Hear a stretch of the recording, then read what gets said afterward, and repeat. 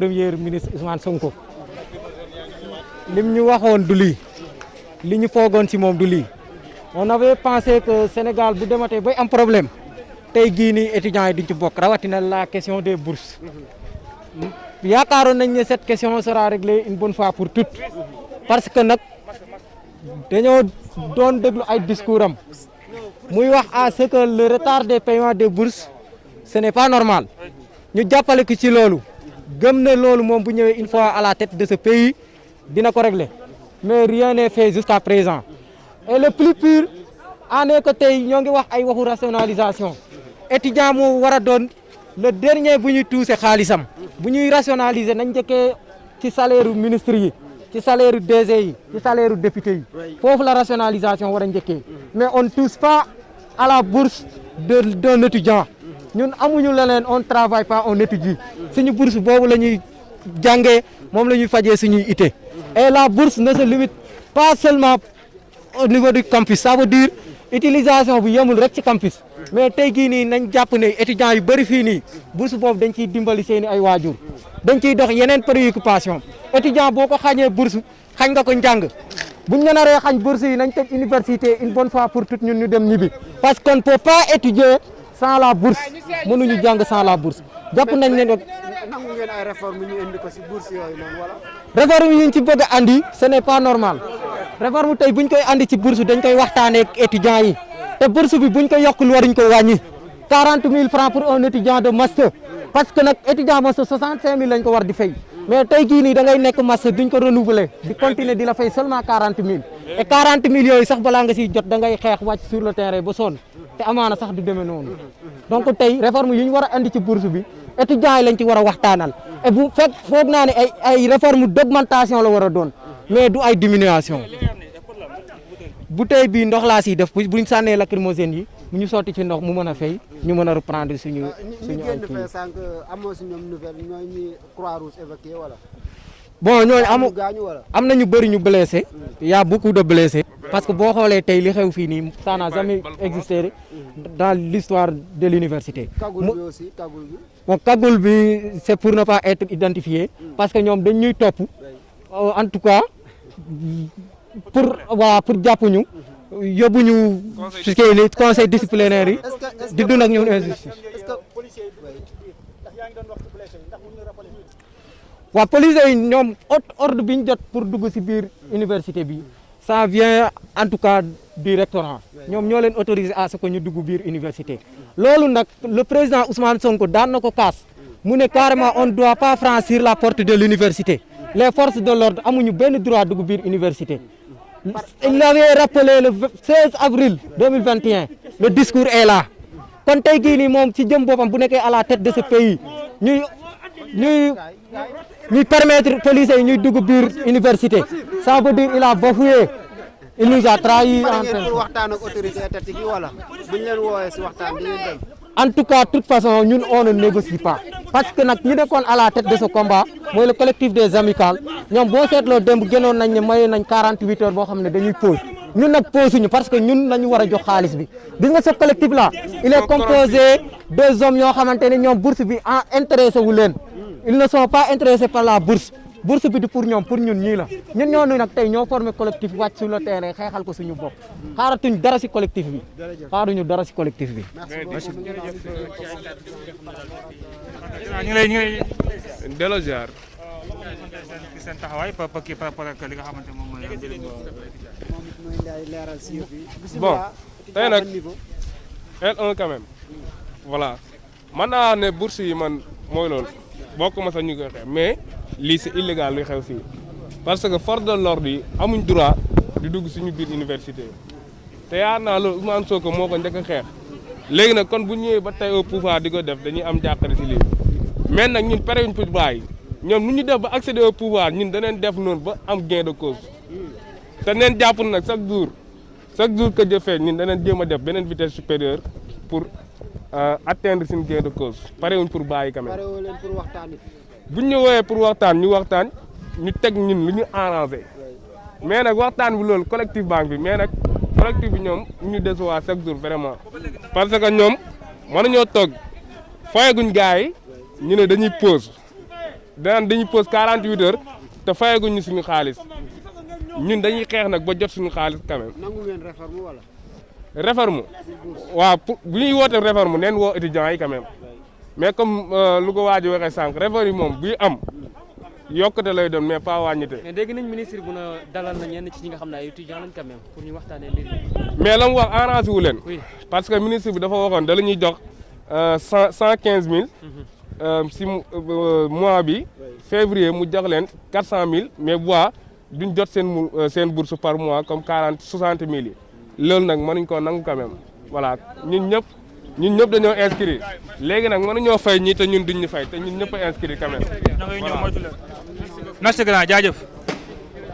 ñu bàyyi xel ci situation da nga bëgg a wax. waaw kaa taxaw nii. xaaral kee ñëw. gannaaw damay wax. waaw kaa taxaw fi.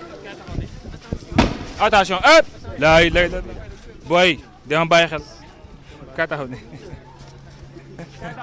kaa taxaw nii. ayca waaw taxaw na ñëw taxaw ci digg bi. na ñëw taxawal nii grand sëñ bi taxawal nii grand nga ñu ngi leen allez maa ngi leen di ziyaare. yaa ngi reculé yaa ngi en direct. ban niveau. master 1 laa nekk master 1 à la faculté des sciences économiques et de gestion la dite FASEG. bon xëy bi moom bu mu tàmbalee yàgg na quoi ça a fait un peu plus de 2 semaines et depuis lors nous avons entamé des négociations avec le ministre, le DG, le recteur. Mais jusqu'à présent, il n'y a pas eu de gain de cause. Donc nous avons passé à l'acte, mais depuis lors aussi, le ministre il n'a pas essayé de réagir à notre faveur. Il réagit, mais pas à notre faveur.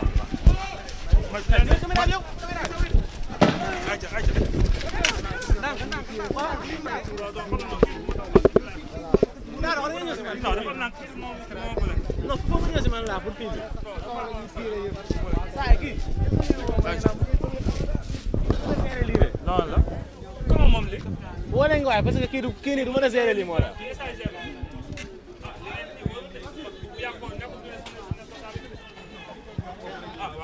kon boobu baax na après ma yàqu nga ñu ngi parce que kii du ko mën a gérer kii ko mën a gérer quoi.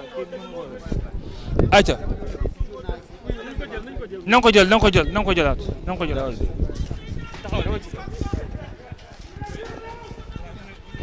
Je disais que le ministre il a réagi mais pas en notre faveur.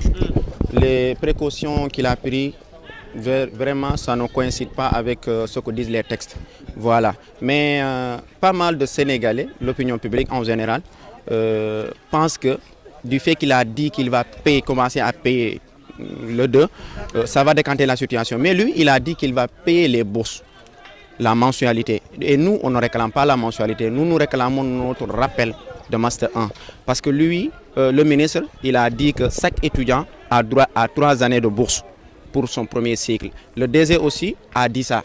Chaque étudiant a droit à 3 années de bourse. Mais nous avons reçu nos bourses de L1 et L2. La bourse de la L3, on doit l'obtenir, c'est après avoir s'inscrit en première année de master. Et nous sommes inscrits depuis le mois d'octobre. Mais jusqu'à présent, il n'y a pas eu quelque chose. Et le collectif s'est vu avec le ministre. Il a dit vraiment qu'il ne va pas payer ça. Ou bien il a proposé une option, comme quoi il va payer 115 000 au mois de novembre. Et par la suite, en février, payer 400 000. Et ça va être tout. Maintenant, nous n'allons pas recevoir des mensualités, choses qui ne tiennent carrément pas à la route. Et lui aussi, le ministre, il a dit à l'Assemblée nationale qu'il n'y a pas un étudiant de la L3 qui ne perçoit pas son salaire. Non, excusez-moi, sa bourse. Là, c'est regrettable. Je ne sais pas s'il n'est pas informé ou bien c'est une sorte de manipulation. Mais il n'y a pas un étudiant de l'UCAD, en tout cas, de l'UCAD, qui perçoive une bourse étant donné un étudiant, étant qu'il est un étudiant de L3. À chaque fois que tu viens à L3, si tu passes la L2, inscrit jusqu'à ce que tu t'inscris en L3, automatiquement on te coupe la bourse. Maintenant, c'est dû. C'est les acquis de la L3, si les obtiens, tu les obtiens après avoir s'inscrit en Master 1. Maintenant, c'est de ça que l'on se bat. On ne se bat pas pour la bourse du Master, mais on se bat pour la bourse de la L3 qui est toujours donnée sous forme de rappel. C'est ce que... Oui, là aussi, c'est regrettable parce que avant de dire quoi que ce soit, sur quelque chose, sur un groupe de personnes, il va falloir se renseigner. Je ne sais pas s'il ne s'est pas renseigné ou bien elle ne s'est pas renseignée parce que c'est une dame. Je ne sais pas si c'est qu'elle ne s'est pas renseignée ou bien c'est de l'égoïsme parce qu'elle a dit qu'elle n'a pas étudié au Sénégal. Du fait qu'elle n'a pas étudié au Sénégal, il se peut qu'elle ne connaisse pas les réalités, elle devrait donc s'informer. Et il se peut aussi qu'elle connaisse les réalités, elle fait la tête dure. Ah oui, donc s'il va falloir réformer, mais pour réformer, il va falloir passer sur la tête des Sénégalais, des étudiants, non. Nous n'allons jamais passer à l'action de réformer. Maintenant, elle perçoit un peu plus d'1 million de salaire. Et elle bénéficie des avantages en nature. Elle bénéficie, des primes aussi. Elle a le pouvoir de voyager.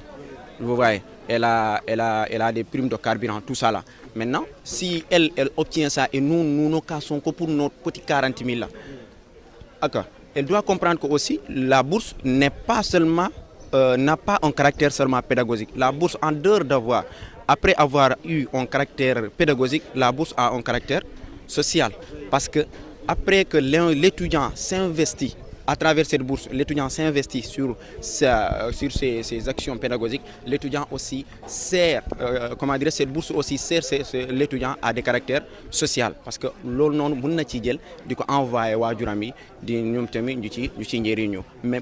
même si c'est un petit 5 000 francs, tu envoies ça à quelqu'un à la maison, là aussi la maman sera fière de toi.